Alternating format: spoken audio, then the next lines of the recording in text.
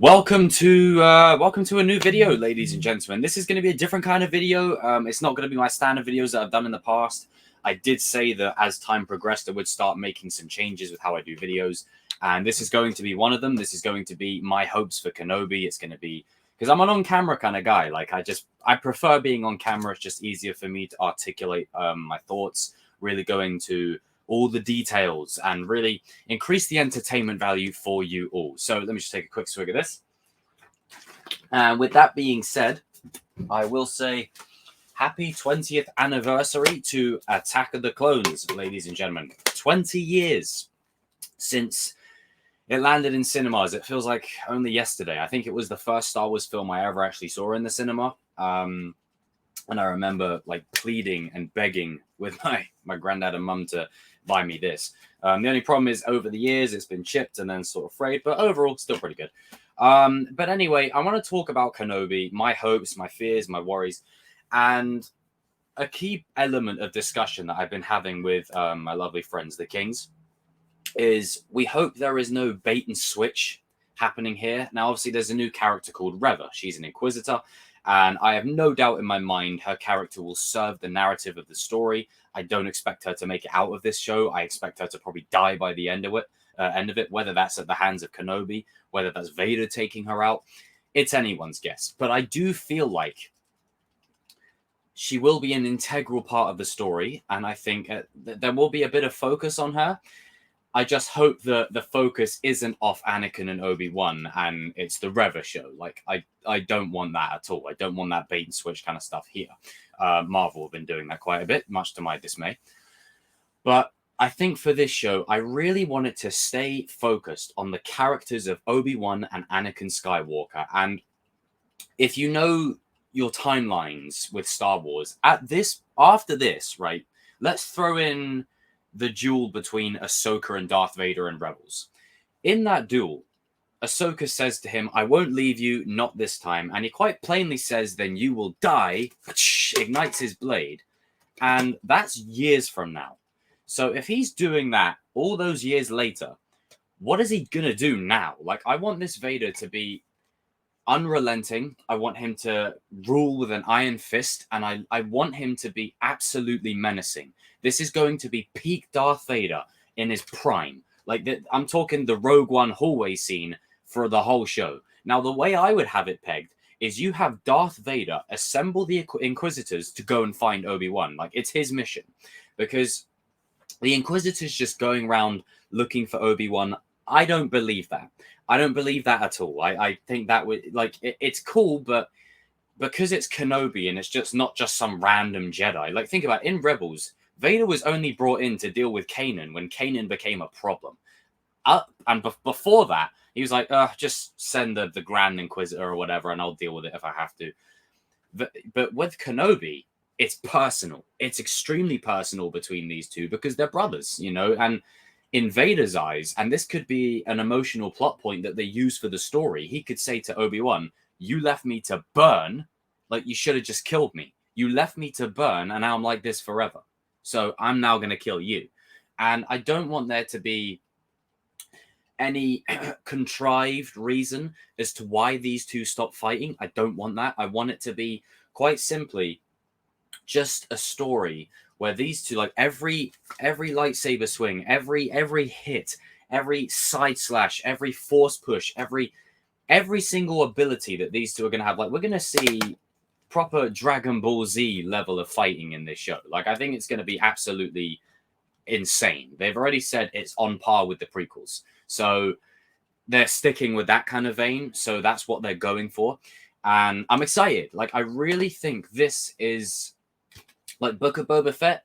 You know, it was okay, but mild, but disappointing overall. You know, it was quite, and it was only good when the Mandalorian came in. But with this show, this is the main event. This is what arguably many Star Wars fans have been waiting for years, and it's not just, you know, seeing Darth Vader go around slashing people up. That's not just it. Seeing Darth Vader do that is one thing. Hayden getting his redemption is another thing. The fact that it's taken 20 years for Hayden to get the props he deserves for playing Anakin, It's mind-blowing. I remember when I met him at London Film and Comic Con in 2019, and I expected there to be a queue. The whole hallway was full of people everywhere queuing to meet him. Like, I'm talking men, women, children too. It was insane. It was ridiculous. Like, it was nuts. And I almost missed out on meeting William Zabka, who plays Johnny in Cobra Kai, but just about made it. But it was such a feeling of, I'm happy for this guy. This guy was 19 when he was cast in this franchise. 19. You're coming into arguably one of the biggest, if not the biggest, cinematic franchise in history. Like, you're not just coming into some random role. And not only that, you're stepping into arguably the most iconic movie role of all time, being Darth Vader. Like, the amount of pressure that was on his shoulders, I can't fathom. And I say he did a bang-up job. Now, with Hayden, he's not an Oscar actor. He's not a DiCaprio. He's not a Scorsese type, actor. You know what I'm trying to say. But he was always underrated. And there were so many scenes, especially in Revenge of the Sith, where when there was no dialogue, there was nothing said, the amount of emotion that he conveyed with just his facial expressions alone was more than enough to cement how good he actually is. And I really want this show to go all in with that. All in. Because Ewan McGregor has, had the chance to prove himself in other projects anyway. We know Ewan McGregor is about the business. But Hayden, he did Jumper afterwards. And then he did, I think, some movie with Jessica Alba or something. And then he took a break. He disappeared. Like, the man fell off the grid. And, he said that he wanted to earn his way back in. And to be honest, this is it right here. Like, I really think he's going to surprise people with this show. Not me, because I've been rooting for my boy since day one. I've been saying it for the last 20 years. I'll die on this hill. He's good. He's very good. Shattered Glass. Go watch that. He's brilliant in that. Little Italy, not so much, but that's a bit of a pizza rom-com thing. But there's that. There's also Ewan coming back into the fold, getting back to my original point. And also, Kenobi is the one character people have wanted to see. Like, Han Solo gets as much as I love Solo, it's a good movie, very underrated.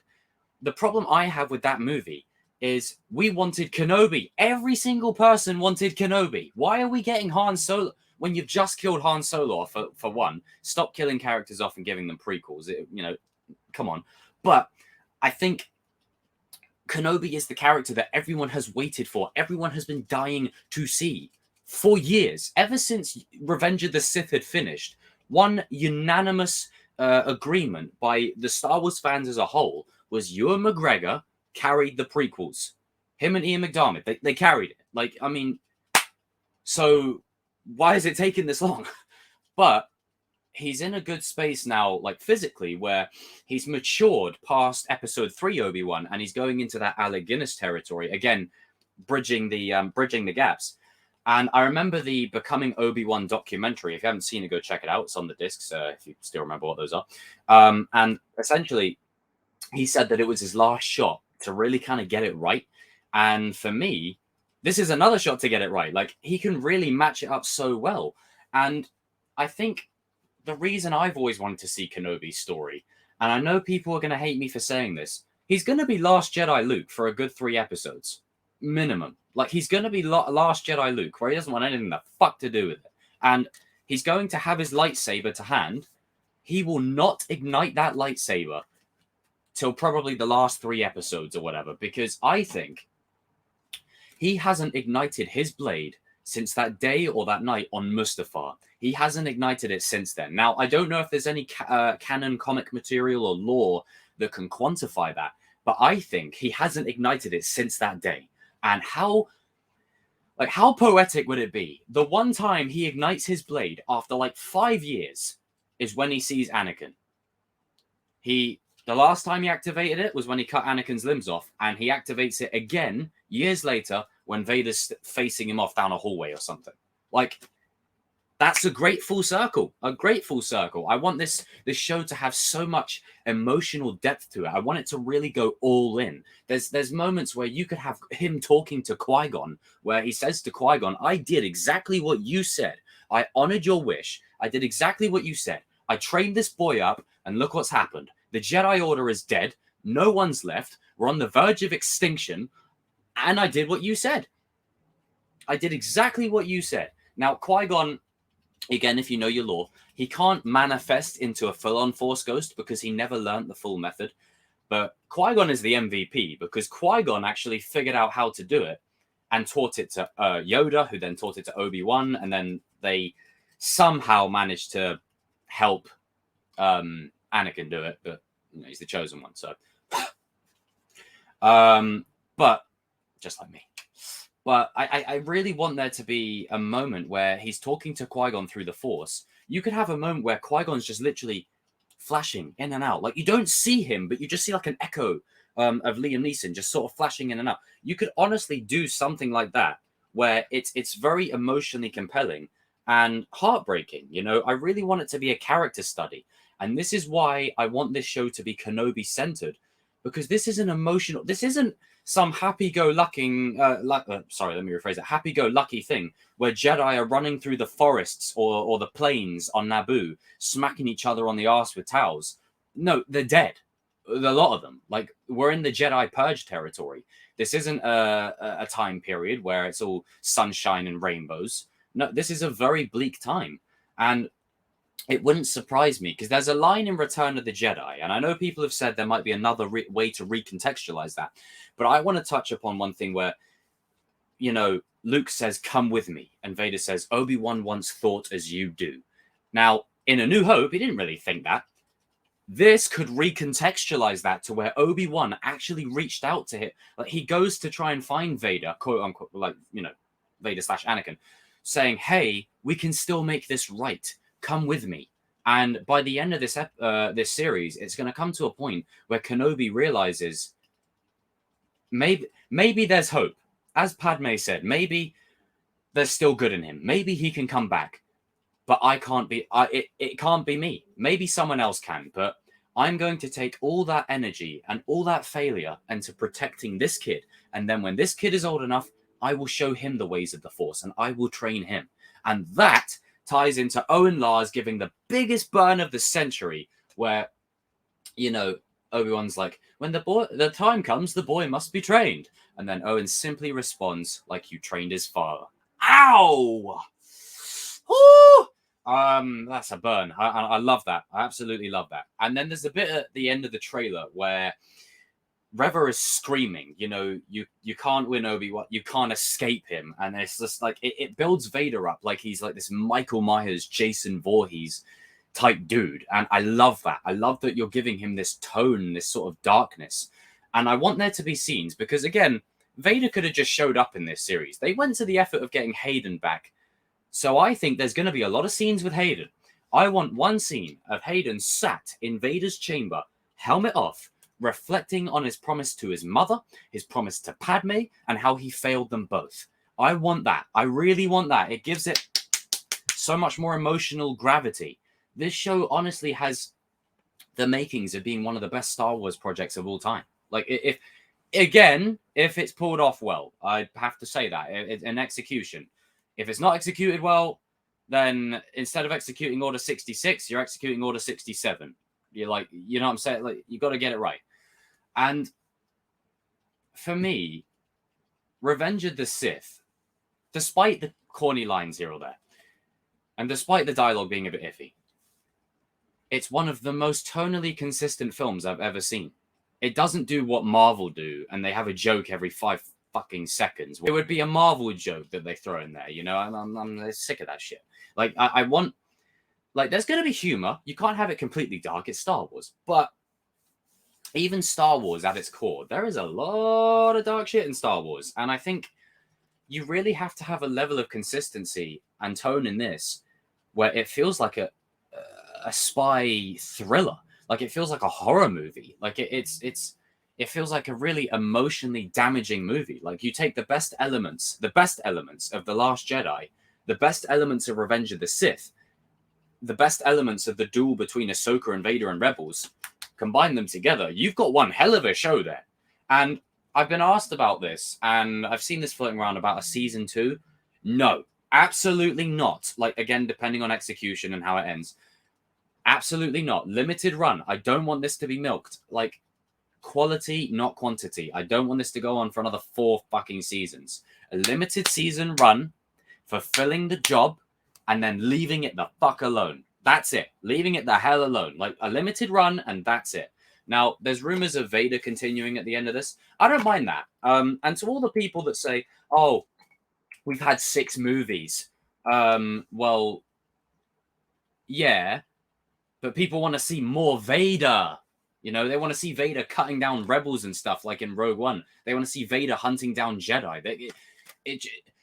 Everyone gets, oh, because you just want to see violence. Well, that's what movies mostly are. It's a fantasy. It's not real life, as Quentin Tarantino would say. Go and check that out. It's a good interview. He did that. He absolutely roasts them. But, you know, it's like, this, for me, is peak Star Wars. Right here. I've been waiting for this for 20 years, my whole life, for this. So I hope it's good, and I hope it delivers. And if it doesn't, I mean, disappointments, extreme disappointments, of which everyone will be hearing about. But I hope I'm wrong. You know, I hope this show delivers, and I hope it lives up to the billing. And I really hope that, you know, it ends in such a way where you want more, but then at the same time, it's kind of like, I want more, but then also I don't want more. Like, this is a good place to sort of go, hit the brakes and whoosh, out of there. So I might do more videos like these, talking about specifics and stuff in the run up to Kenobi. Guys and girls, jump in the comment section down below. Let me know if you agree with any of the points I've raised. Let me know if you agree with anything I've said. Towards 8K now, so almost there already. I'm almost at 7,100, so. But yeah, I can't wait for this series. I can't wait for everything that's just involved in it. And I think it's going to be good. Like, I really think they're going to go all out on this one. I don't want to feel like this one is a disappointment. I think it's going to work. It's going to work. It's going to be great. It's going to be great. Guys and girls, I'll see you in the comment section down below. And let me know your fears, your hopes, your worries, your concerns, your excitements for Kenobi down in the comment section below. And just before I end, let me just pull this up. Hello there.